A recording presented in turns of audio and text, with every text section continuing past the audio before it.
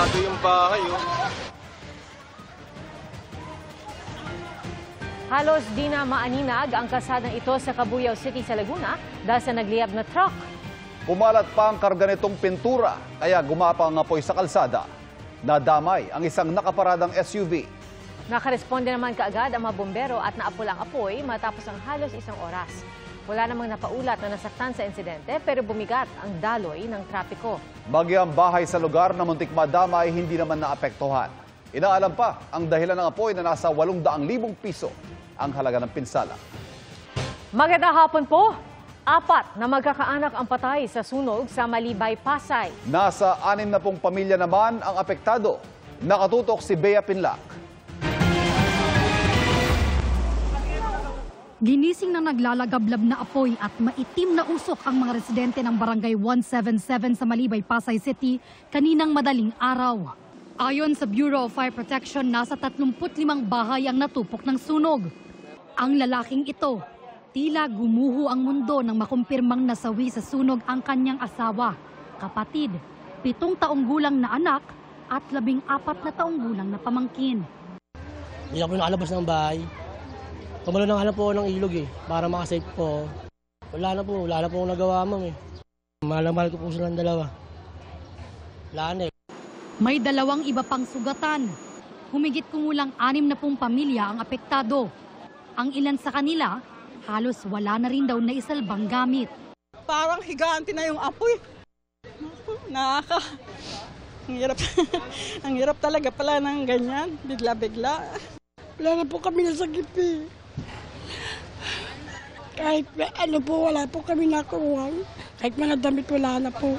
Yung mga pusa ako lang nakuha ko. Masakit po ma'am, wala kami titirahan.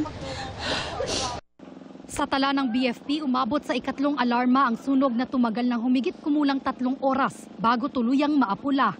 Nahirapan silang pasukin ang mga eskenita at apulahin ang sunog. Unang-una, masisikip at yung mga fire truck natin ay naglalakihan. At may iba din tayong kababayan na nagsira pa ng blinker ng fire truck para lang maagaw yung ating linya. Gawa rin daw sa light materials ang mga bahay na natupok, dahilan para mabilis kumalat ang sunog. Tinatayang 1.2 million pesos ang halaga ng pinsala. Patuloy pa ang investigasyon ng BFP sa sanhi ng apoy. Para sa GMA Integrated News, Bea Pinlac, nakatutok 24 oras. Natangayan ng isang negosyante ng kalahating milyong pisong halaga ng mga mamahaling laruan. Itinutulong suspect ang driver ng kanyang kumpanya. Nakatutok si John Consulta, exclusive. Kita sa CCTV noong February 9, bandang alas 10 ng gabi, ang lalaking ito habang buhat ang isang malaking kahon sa ika-4 na palapag ng isang gusali.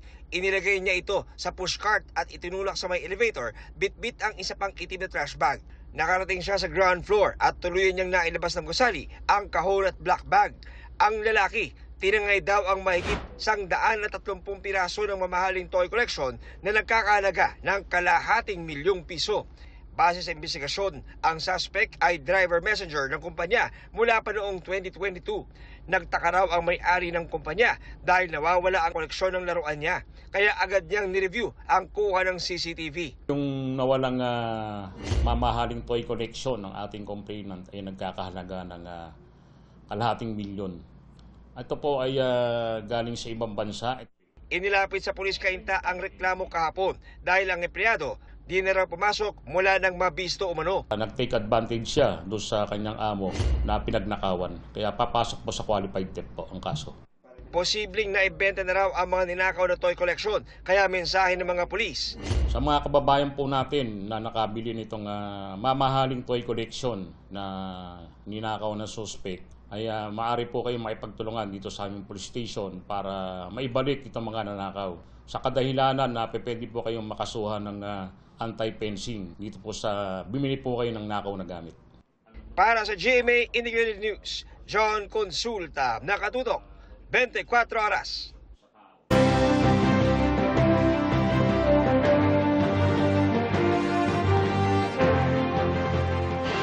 Halos 30 milyong balota na ang naiimprenta para sa eleksyon 2025. Ayon sa COMELEC, 41% yan ang kabuang mahigit 72 million ballots. na kailangan maimprenta ng National Printing Office. Ang mga verified ballots sa ngayon nasa 5.5 million hanggang 6 million pa lang ayon sa komisyon. Nagkaka-error daw kasi sa printing process, kaya dapat dumaan daw ito sa two-level verification process. Target na matapos ang ballot printing sa March 19. Tiniyak naman ng COMELEC na handa na ang lahat ng balota pagdating ng April 14. Abiso po sa mga motorista, muling ipatutupad sa susunod na buwan ang cashless o contactless toll collection sa lahat ng mga expressway. At ayon po sa Toll Regulatory Board o TRB, ibabalik yan sa March 15 para mas mapagaan ang bigat ng trapiko sa mga expressway. Nanawagan ng TRB sa mga motorista na kumuha na ng RFID stickers habang maaga pa para makaiwas sa multa. Unang ipinatupad ang cashless toll collection program noong December 2020 pero sinuspindi ito dahil sa ilang operational issues. Nakahinto sa dagat sa Boracay ang bangkang yan matapos makabanggaan nito ang isang speedboat. Ayon sa video uploader, mabilis umano ang takbo ng speedboat noon bago ito sumalpok sa bangka. Sugatan ang naglalako ng buko na sakay ng bangka at isinugod sa pagamutan. Sumuko sa Philippine Coast Guard o PCG ang kapitan ng speedboat. Patuloy ang investigasyon. Naghain ng mandamus petition sa Korte Suprema ang isang dating Special Government Counsel ng Presidential Commission on Good Government o PCGG. Yan ay para atasan ng Supreme Court ang Senado na simulan na agad ang impeachment trial ni Vice President Sara Duterte. Ayon sa petitioner na si Catalino Generillo Jr., may constitutional duty ang Senado para agad mag-convene bilang impeachment court at agad simulan ng trial oras sa matanggap nilang articles of impeachment mula sa Kamara. Hindi raw pinapayagan ng konstitusyon na mag-procrastinate o ipagpaliban pa ng Senado ang impeachment proceedings sa panahong nakareses sila. Dahil kung ganoon, wala umanong silbi ang probisyon. Sinisikap ng GMA Integrated News sa makuhang pahayag ni Senate President Chis Escudero at Vice President Sara Duterte. Pero dati nang sinabi ni Escudero na sa tingin niya, hindi kailangan ng special session. Nakuha sa isa sa mga suspect sa pagkulong sa mga nasagip na Indonesian sa Pasay kamakailan ang video na umunoy pag-torture sa mga dayuhan. Yan daw para singilin ang mga dayuhan sa mga ginastos sa kanila ng mga pogo operator. Nakatutok si Von Aquino. Sa videong ito, makikita ang isang lalaki na sinasabunutan hanggang sa isubsob siya sa sahig habang inaapakan ng kanyang ulo. Tinadyak-tadyakan pa ang kanyang likod. Sa isa pang video, makikita ang isa pang lalaki na sugatan ng muka at sinasabunutan habang nakaluhod at tila hirap na hirap. Sa video namang ito, makikita ang pag-video call sa babaeng ito habang nakikita niya ang isang lalaki na nakagapos. Ang mga videong ito nakuha umano ng Presidential Anti-Organized Crime Commission o PAOK mula sa cellphone ng isa sa 4 na naaresto kamakailan dahil sa pagkukulong sa 34 na Indonesian national na nasagip sa Pasay City. Yung mga videos of torture na nakita natin doon sa mga cellphones nitong mga pogo bosses na nakuha natin, talagang authentic na sila mismo kasi parang masaya pa sila na binibidyohan nila yung mga tinotorture nila. Yung isa nga, di ba, tinutukan pa nila ng baril habang tinotorture nila. Sabi ng PAOK, ang pag-torture ay para singilin ang mga empleyado sa mga ginastos ng pogo operators sa kanila na wala naman daw sa napagkasunduan. Hindi ka naman makakapagtrabaho rito kung hindi kami namuhunan sa iyo. So, ang sinisingil nila doon, yung sa board and lodging nung habang nandito siya, yung paglakad ng mga dokumento niya, yung paglakad ng mga visa niya. So, yun ang sinisingil sa kanya. Sabi ng PAOK, ang pag-torture konektado umano sa mga nasagip na mga Indonesian national. Malamang yung operations, yung nag-torture na yun, sila na rin yung pinaka-bosses nitong Pogo operation. Maybe pati yung itatayo nila sa Cambodia, sila na rin yung mga boss no. Nagsagawa na rin daw sila ng forensic examination sa mga nakuhang videos para matukoy ang pagkakakilanlan ng mga torture victims. Makikipag-coordinate din daw sila sa mga embahada para sa investigasyon dahil may mga record daw mga ito ng mga missing persons. Halimbawa, nawawalan sila ng kamag-anak ngayon, di ba? Kung nawawalan sila ng kamag-anak ngayon, perhaps they can come to us and then look at the video na hawak namin kung yun yung kamag-anak na nawawalan. Ang na-rescue na tortured Chinese national sa Pasay City, sumasa ilalim na raw sa gamutan matapos magtamo ng 2 bali sa balikat.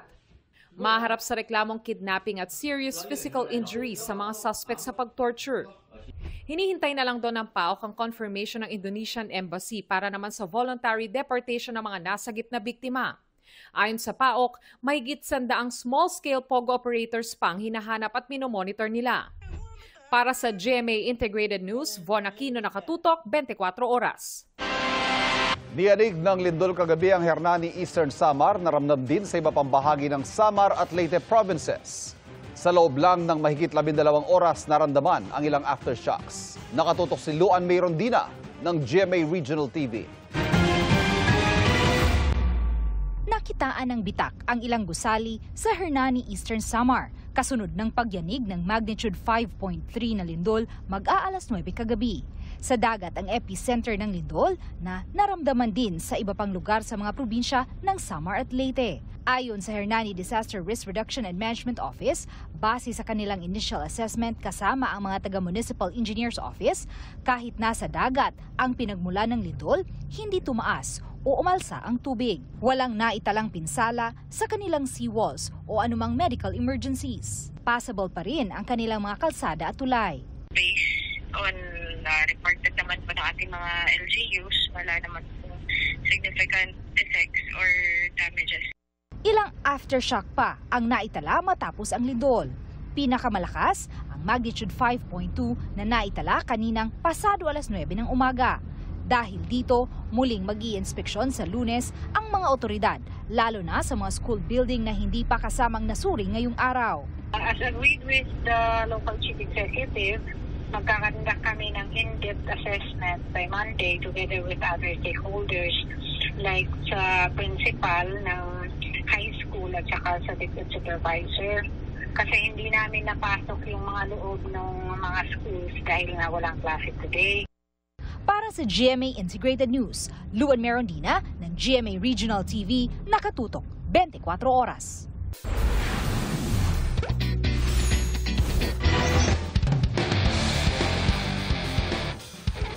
Ang buntihang daanan na ito, dadalhin ka sa isa sa mga malaparaisong pasyalan sa Pilipinas. At kung may rice terraces sa Banawi, Ifugao, may waterfalls terraces naman na ipinagmamalaki ang Abra.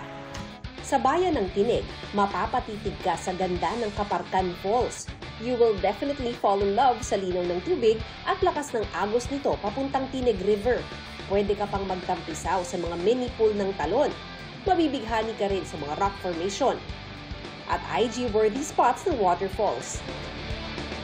At sino ang mag-aakala na sa gitna ng rainy season, pwede pa ring mamasyal? Ayon sa lokal na pamahalaan, nagkakaroon lang ng tubig ang Talon tuwing tag-ulan. Pero hindi lang yan ang picture-perfect waterfall sa Abra. Dahil sa bayan ng San Isidro, mapapatingala ka sa ganda ng Tiggalay Falls. Ang tubig ng Talon galing sa mataas na bahagi ng bundok at bumabagsak lang tuwing tag-ulan. May rock formations din ang Tiggalay Falls na perfect para sa mga gustong magtampisaw sa preskong tubig. Lumipad din tayo pa Ilocos Norte. Hindi mo na kailangang lumunok ng bato para marating ang Darna Falls sa bayan ng Dumalneg. Bukod sa Talon, ubod din ng ganda ang paligid nito. Idagdag mo pa dyan ang crystal clear na tubig ng Talon na pwedeng languyan ng mga bumibisita. Sa bayan ng Vintar, aakalain mong nasa loob ka ng isang obra sa ganda ng Encantadora Falls. Malawak ang naturang Talon at dahil napapalibutan ng mga puno, malamig at presko ang lugar. O, saan tayo sa susunod na pasyal o food trip? I-share nyo na sa 24 Oras Weekend page ang inyong travel at food adventures. Para sa GMA Integrated News, Mav Gonzalez, nakatutok 24 Oras.